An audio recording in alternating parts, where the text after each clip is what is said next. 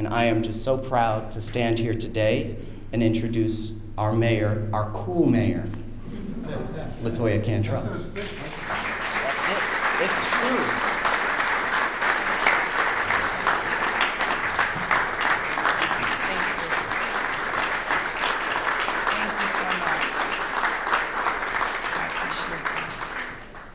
All these microphones are here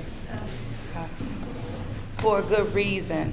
Well, good morning. I have to acknowledge Michael Santo, who, of course, and the Order Sons and Daughters of Italy. Bishop Henri, thank you for being here with us. Our Honorable General Counsel of Italy, thank you so much. He mentioned the office is in Houston, but I said we need to make sure we have something in New Orleans. Frank Maselli, thank you. And of course, Vincenzo, for your work on this. And I also want to recognize our International Director of Intergovernmental Affairs, Ms. Rosine Pimasanga, who is in the back. Please stand, Ms. Rosine. Thank you. She's been very instrumental on this, but as we, as a city, really embrace the international fabric that is woven within this city that has made New Orleans truly who she is. So I am absolutely here today in my capacity as mayor of this city, speaking for the city of New Orleans in our entirety and standing up for her and for all of her people. I am here as this issue, in my opinion, is called for a formal apology. On March 14th, 1891, 11 Italians were made the victims of a lynch mob on the streets right here in the city of New Orleans. The city government at that time declined to seek justice for our people, and in fact, was implicated in the violence. That's why I'm here, and that's why I'm standing. This led to a rupture in Italian-American relations, and it was a serious, very serious injustice. It is my role to step up and wrangle with the difficult parts of our shared story, and to do so with honesty and with seriousness. What happened to those 11 Italians, it was wrong, and the city owes them and their descendants a formal apology. Again, that's why I'm before you. At this late date, we cannot give justice, but we can be intentional and deliberate about what we do going forward. This attack was an act of anti-immigrant violence. New Orleans is a welcoming city, and I played a role in creating that and passing that resolution while serving on the New Orleans City Council for 6 years. And violence like this cannot be tolerated. The Italian-American community is not alone in their cries for justice. We know that as well. In our 300 history of the city of New Orleans, that we have accomplished really so much, and we just came off of our 300th anniversary, commemorating it. But there remain serious and dark chapters to our shared story that remain untold and unaccounted for. There are many communities, ethnic and racial minorities, communities of color, members of our LGBT community that have never had their wrongs done to them or their people addressed. That's a fact as well. Some people didn't want me to make this apology today. But if you know me, I'm always going to have the courage to stand up what I know is the right thing to do in spite of. And some of that led to, well, will this mayor then open up the floodgates, right? Where does it stop? Who gets an apology? Who doesn't? So I'm here today because it's not just about black and white. It's not just about what happened then. It's about what we do and what we do next.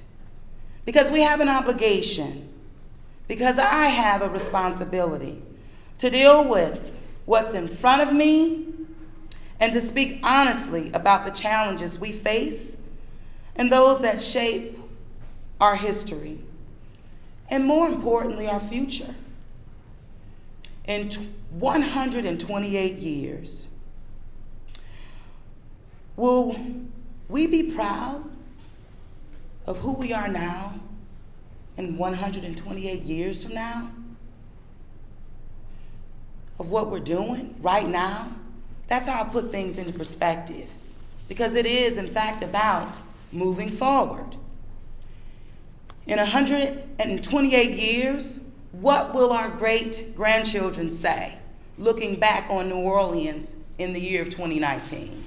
What will they say? We have a shared responsibility to make them proud. I believe that. And I'm not just a mayor, I'm a mother. That means something to me. So with that, I want to make sure that we work together and see that our city live up to her reputation as being a welcoming city. Because talk is cheap. And I want to demonstrate to you that I am not only your mayor, but I'm willing not only to talk it, but I'm willing to walk it. We reject anti-immigrant violence and anti-immigrant rhetoric. We reject gun violence and the scapegoating of those who are different. We embrace the stranger. We embrace the foreigner. We embrace those who come here seeking something better than what they have left behind. So I stand here with you today, and I issue this formal apology for ugliness that is 128 years old.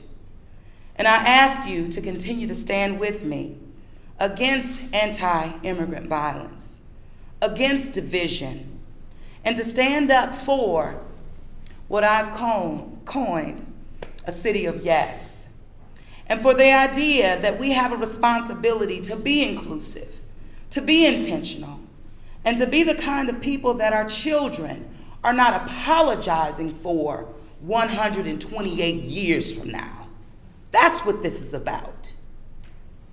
That's what this is about. And I had the fortunate opportunity of leading a delegation to Cuba last week. And one of the things that stuck with me, although there are many, and I will share with you at some other time, but what became crystal clear, that even 50 years ago, when there was a campaign to ensure that literacy was the priority of Cuba, 50 years ago, that nation, that community can stand today and say they are 99.6% literate, well above the United States of America, well above the city of New Orleans. But that was because of courage and leadership at the time that stood up for the people of that time and made an impact today. So that's the type of mayor that I plan to be, and I'm standing up to be for each and every one of you. Having the courage to plant seeds today, so that again, in 128 years from now, that no one has to apologize, not only for my actions, but for yours alike. We truly are in this together. Thank you for that. Thank you for that. We cannot change history, but we can acknowledge it and we can grow from it. So I want to say thank you to our Italian American community, who has made New Orleans what she is today. It's a fact. It's a fact. for your contributions to the culture and economy, our landscape of our city, and of course our country. We cannot deny that. So on behalf of the citizens of New Orleans, I will present a proclamation to the Honorable Federico and to the Italian American community at this time. And no one forced me to stand up. I was simply asked. And that is all it takes. If you want something, say something. And be willing to go the extra mile to make it happen. And just imagine what we can do for our future. I want to acknowledge our district attorney who was with us, Leon Canizaro. Thank you, sir. I didn't see you initially. Yes. Didn't see you initially, sir, but I know what you mean to this community and to the Italian American fabric of our community. So with this, Mr. Federico, I do not want to destroy your last name. You can teach me, because I'm willing to learn. But if nothing else, I came in red and white, and I said I'll be standing by the flag with green to show you that I was intentional about coming here, standing up, and to apologize on behalf of the